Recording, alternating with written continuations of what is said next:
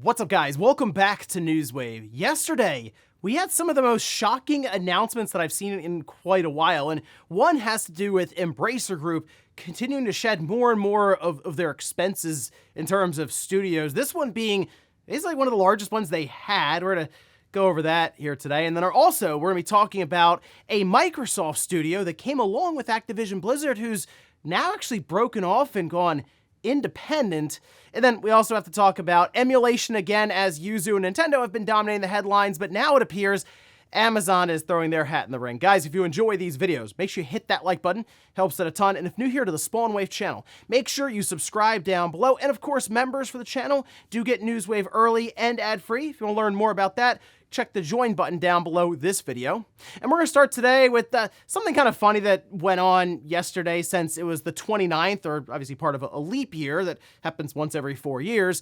Well, it does appear that a couple of games weren't necessarily prepared for that, as they just didn't work. Well, like for example, we can see this. It was noted by Wario64 that EA Sports WRC is just crashing because of February 29th. EA Help is telling players to change date to March 1st to work around it, or just wait till tomorrow. Basically, you can't play it today. We'll see you guys tomorrow.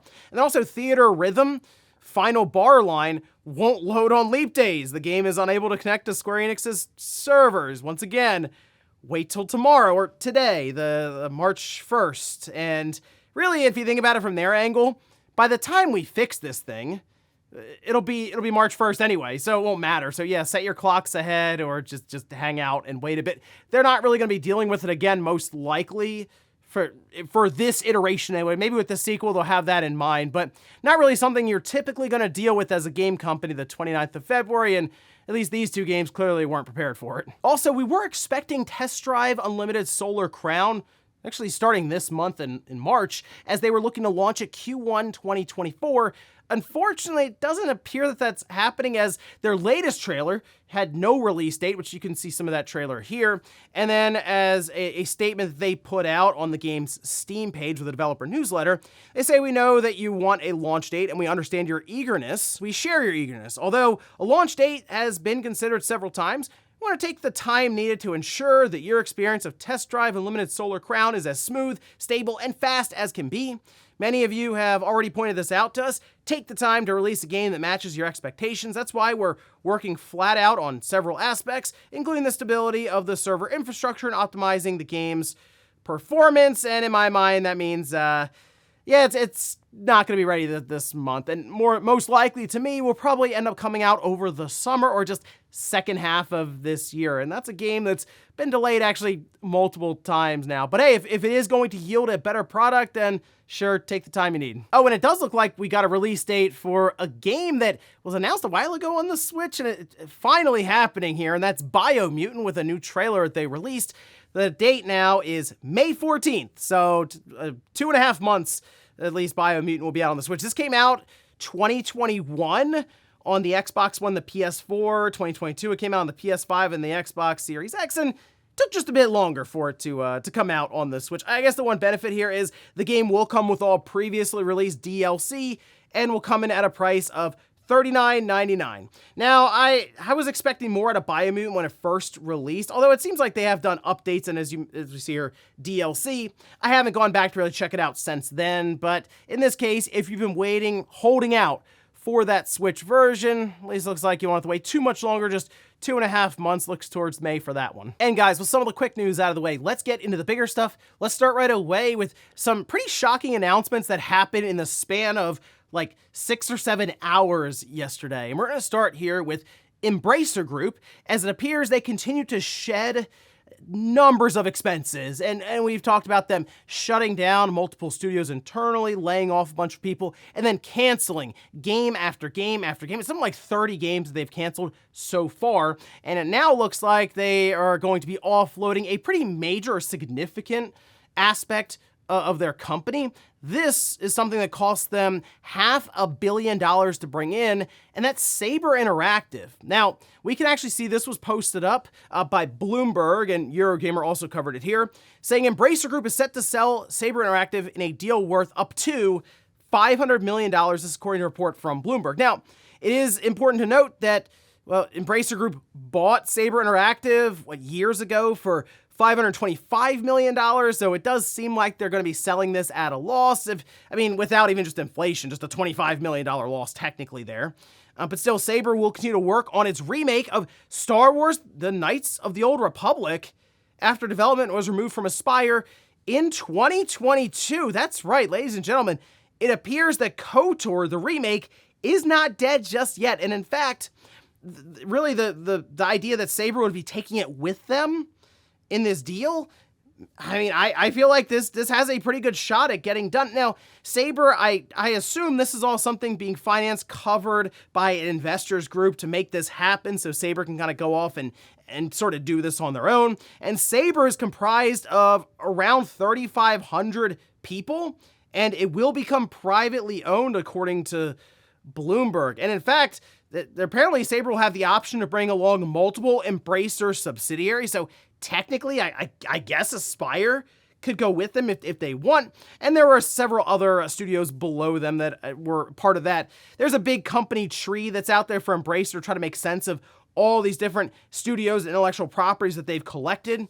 And it seemed like there were a couple underneath Saber at that point. But really the big thing here is Saber will be able to go off, kind of do what they want, as they can, yes, work to complete Knights of the Old Republic alongside of Disney, in that case, in partnership. And since they have so many people there, they could also run support to raise money maybe for other games.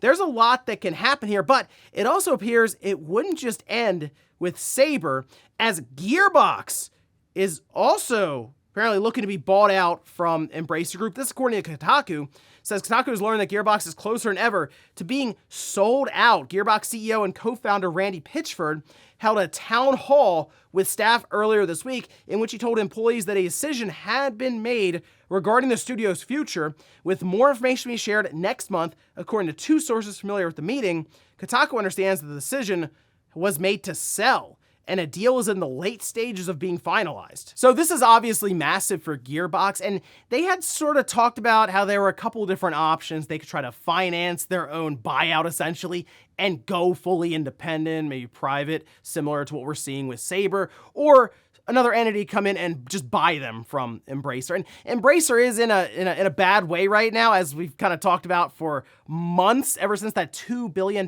deal fell through. They've been on their back foot just trying to make their revenue and expenses even out, and basically that means that a lot of layoffs, cancellations, and even just sell-offs of some of their studios and properties have been happening. And Gearbox, another large entity within Embracer, alongside of Saber Interactive. So for them, they have to consolidate and figure out what they need to focus on the most, and I guess that means that Saber doesn't make sense with them right now. Same with Gearbox and Borderlands, I guess, so I'll be curious to see what happens there with Gearbox, and I guess curious with Saber because they now hold all the KOTOR fans' hopes and dreams. They're now alive with Saber Interactive. So here's hoping they can pull off that remake, because that would be something special for them to do with their first big project, seemingly as a private independent company then. And we'll wait to hear more about this deal, as this was currently just broken by Bloomberg, and I'm sure there'll be more of a public announcement from Embracer and then even Saber themselves. And then Gearbox,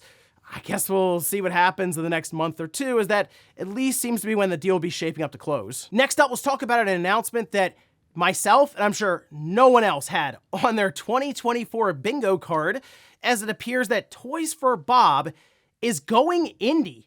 Like they're leaving Activision Blizzard. This is still kind of a weird one that someone's gonna probably look more into as to how exactly it happened and have a full report on it, but this was posted up over on Toys for Bob's website. We can see right at the top, "We're going indie." Yeah, just 3 words right at the top there. "We're thrilled to announce that Toys for Bob is spinning off as an independent game development studio. With the same enthusiasm and passion, we believe that now is the time to take the studio and our future games to the next level. This opportunity allows us to return to our roots of being a small and nimble studio. To make this news even more exciting, we're exploring a possible partnership between our new studio and Microsoft. And while we're in the early days of developing our next new game and a ways away from making any new announcements, our team is excited to develop new stories, new characters, and new gameplay experiences. Our friends at Activision and Microsoft have been extremely supportive of our new direction, and we're confident that we will continue to work closely together as part of our future. By the way, pay special attention to this final paragraph. So keep your horns on and your eyes out for more news. Thank you to our community of players for always supporting us through our journey. We can't wait to share updates on our new adventure as an indie studio. Keep your horns on and eyes out for more news. There's been discussion that they had been working on a new Spyro game, and they very well could have worked to finish that up, and now they're moving independent. As look, we heard that their offices were basically closed down, as in the lease had run up seemingly, and I guess there was no push to renew it. And the Toys for Bob staff that was left wanted to go remote. And Microsoft seemed to be completely fine with this, and now it appears even more so they're allowing them to just go independent, but they'll still kind of work with Microsoft. At least that's the plan for some sort of relationship there with their next project. Now, this is an odd one, I guess, because on one hand, you feel like that could have still happened with Microsoft just still owning Toys for Bob, but to my understanding, this is what Toys for Bob wanted. Like, this is something they were actively like, hey, we don't really want to be part of Activision Blizzard and just do Call of Duty stuff on the side. We want to shrink down, not really go into this office that's set up here with a smaller staff because it doesn't make sense. They're not going to fill up the office, and just work remote on stuff we want to work on. And yes, we can work with you guys in like this partnership capacity, and think of it kind of like where Microsoft may still own intellectual property for Spyro, Banjo, or Crash, but they can still contract it to Toys for Bob and they can create the game. Kind of like what we see Sony do with certain games, Nintendo with a lot of their games actually. And I don't think that's a bad working relationship for the two of them, but I will say Toys for Bob was one of the more unique studios that Microsoft ended up getting out of that Activision Blizzard deal. And I felt like there was a pretty big future for them within Microsoft if Microsoft was willing to put the money behind them. And it seems like maybe just that culture shift or that corporate kind of setup wasn't going to work for the people at Toys for Bob. And rather than, I guess, Microsoft shutting them down completely and they just go off and make a whole other studio like we see time and time again with really all these other big companies in the industry, maybe this is just a better way for them to still kind of collaborate together. They can keep the name Toys for Bob, and then they can work together on, I don't know, maybe there is a new Spyro game coming up here soon. Maybe they do want to work on a new Banjo game, or maybe they have a plan for a new intellectual property, and Microsoft is willing to bankroll that, and it still kind of be a Microsoft published thing with Toys for Bob, an independent studio, working on it. But yeah, not at all what I was expecting to see randomly on a Thursday, but here we are, Toys for Bob, now independent, and they don't have to worry about making trees and trash cans for the next Call of Duty Warzone, so that's a plus. Next up, let's talk about emulation once again being in the news, as of course we talked about Nintendo and Yuzu. We also had discussed Dolphin and the situation on Steam with Valve and Nintendo communicating and blocking Dolphin seemingly completely from launching on Steam's platform, and now it appears to be something that Amazon is dealing with for Emulation Station. Now, this was reported over on GBA Temp. They say emulator front-end Emulation Station has been removed from the Amazon App Store less than a week after its launch. The reasoning for the app's removal is, according to Amazon, Emulation Station facilitates emulating and pirating of games from third-party sources without explicit authorization from those sources. And GBA Temp correctly points out, despite Emulation Station merely acting as a front end and not actually including any emulators in the app. So that's kind of weird. I'm not really sure what Amazon's play is here, other than, oh, that might run a Nintendo game and we saw what happened with Valve, we're not dealing with that. Well, in this case, for Emulation Station as an APK for the Android version of their front end, you'd have to go to their Patreon, pay $5.50 a month, and then you'll be given access to the APK. They do mention that you can just cancel Patreon support after a month. They themselves say this, and still keep the app and get future updates for it. So basically, it would in essence act like if you had purchased it on Amazon's App Store the same. And I do wonder if this is something that Amazon also sees what's going on, Yuzu and Nintendo. And while Emulation Station is obviously more based around the older systems and games, the legacy stuff, still Amazon's probably like, maybe not. We just don't really want to deal with any of that. So it's it's easier for us to just kind of take this down than the potential ramifications of leaving it up in just a sea of applications. The emulation station for $5 for a purchase, not really worth it in their mind. But it's just another knock on emulation and something that continues to seemingly build and build and build. And I do think one of the big climactic events will be Nintendo versus Yuzu as it continues to progress throughout this year. And in our last bit of news, we had an interesting question that was asked of the Pokemon Company and creators when it comes to Pokemon trading card game Pocket. This from Polygon, asking if it will in any way involve NFTs, which it's a card game. I guess you could tie that in technically, but it's also the Pokemon Company, creatures, Nintendo. I don't really think NFTs would necessarily emerge there, but nonetheless, they were asked and they did answer. We can see this statement here where they say the Pokemon Company International has not developed or approved of non-fungible tokens, that's NFTs, related to the Pokemon brand and associated intellectual property. Fans should be aware that any NFTs in the marketplace featuring Pokemon intellectual property are unofficial and in no way affiliated with the Pokemon Company International or the Pokemon brand. So I guess the idea here is, hey, technically you use an NFT, you can make it unique in the digital space. They don't really need that, to be honest. Like, the Pokemon Company is going to make stupid amounts of money off of selling digital booster packs that just exist on your phone, and that's sort of it. I don't think Nintendo, the Pokemon Company, creatures, DNA are going to play around with the idea of blockchain, nothing there. Not for a long, long time, and that's if it ever even catches on anyway. In this case, they just probably want to sell you a booster pack for, what are they going to cost? $2 or $3 each on your phone, over and over and over and over again until you eventually get the Charizard, and then they introduce another Charizard a week later, and they do it over and over and over and over again, right? That's kind of the way it's going to work for that one. But hey, you get 2 free booster packs a day. I will admit, I've been looking at this. I might download it just to try it out to see what exactly is going on there when it does launch, because I'm curious if they can streamline the card game into a mobile device like that, because they have tried before and it just hasn't really caught on. But we'll see. At least opening the booster packs looked fun. I mean, let's be real, that's probably where a lot of the money went, making the booster pack opening animation and sounds and stuff to keep you buying more. And before we go to the comments of the day, we're gonna take a look at the poll that I posted up yesterday. We're asked, Toys for Bob is going independent and has mentioned a new project along with a possible Microsoft partnership in the future. What do you want them to work on next? Okay, so we have Banjo as like the clear runaway favorite here at 34%, but then a new intellectual property, then Spyro, then Conquer, then wow, Crash is like way down. Maybe it's because we had a newer Crash recently, the others we haven't. A new IP, though, is interesting.